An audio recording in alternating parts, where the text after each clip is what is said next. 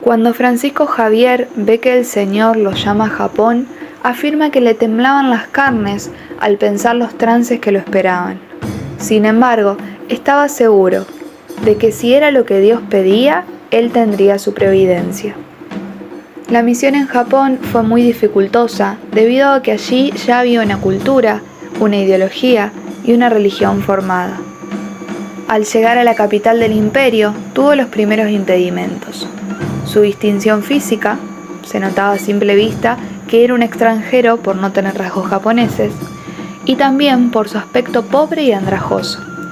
Por este motivo, no es recibido por el emperador. Como entendió sus políticas culturales, decidió volver a intentarlo, pero esta vez no como pobre andrajoso, sino en todo su esplendor, como representante del rey de Portugal en el Oriente, nuncio del Papa y delegado de la Compañía de Jesús. Hizo uso de todos los títulos que obtuvo al momento de su envío misionero. Estratégicamente, además de sus títulos, el santo le presentó regalos al emperador: un clavicordio, un reloj que daba las horas, un arcabuz de 3 cañones, 2 pares de gafas, un hermoso espejo, jarros de cristal, ricos paños y vino de Portugal.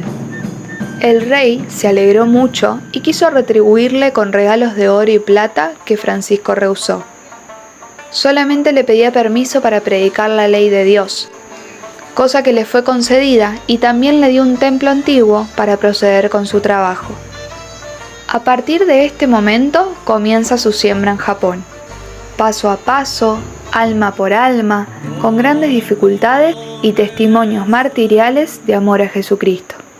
Consiguieron unas 2000 conversiones de gente que luego se dedicó a ser apóstol, como por ejemplo el hermano Lorenzo, saltimbanqui y especie de trovador de aquellas tierras, tuerto y muy simpático, al que Javier recibe como hermano coadjunto jesuita y que durante 30 años fue un gran apóstol de aquellas tierras.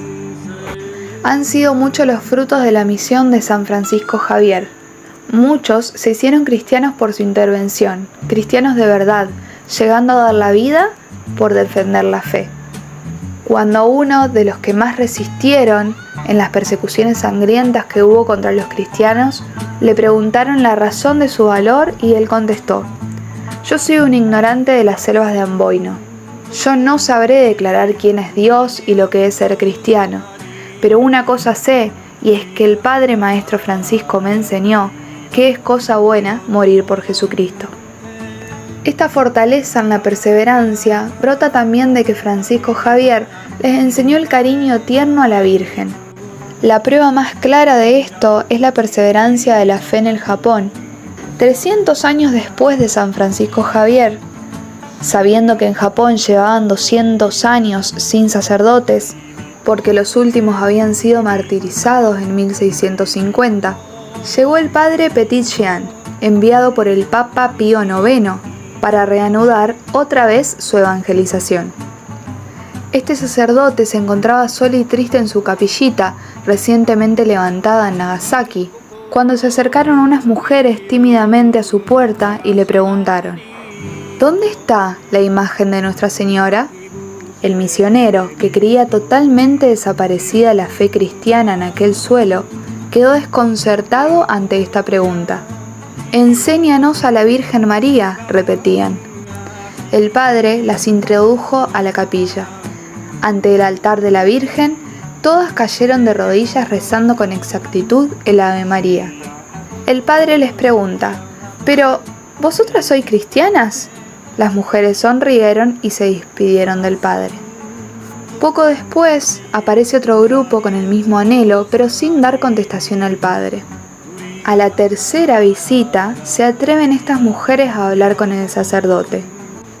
Le preguntan si tenía hijos, lo interrogaron por el Papa y por último le dicen: «¿Ustedes adoran a la Virgen como a Dios?».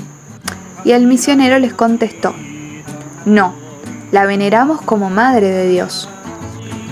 Y ante su respuesta replican las mujeres: «Es que dicen que hay otros padres que no aman a la Virgen y que son los que están en Yokohama, los protestantes». Las mujeres, al oír las respuestas del jesuita, caen de rodillas y exclaman sin temor alguno: «Padre, somos cristianas». Estas eran las 3 señales que nos habían dejado nuestros mayores para distinguirlos: el amor a la Virgen, la obediencia al Papa y su virginidad.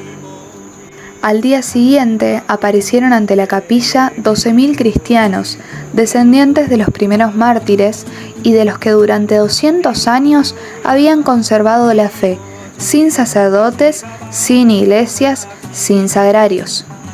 Pero habían guardado celosamente el secreto de 3 cosas necesarias: la fórmula del bautismo, el acto de penitencia y el Ave María, juntamente con las cuentas del rosario.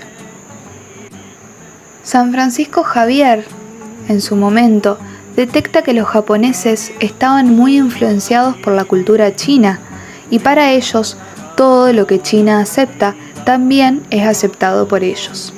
A partir de allí comienza a gestarse en el corazón de nuestro santo su gran sueño.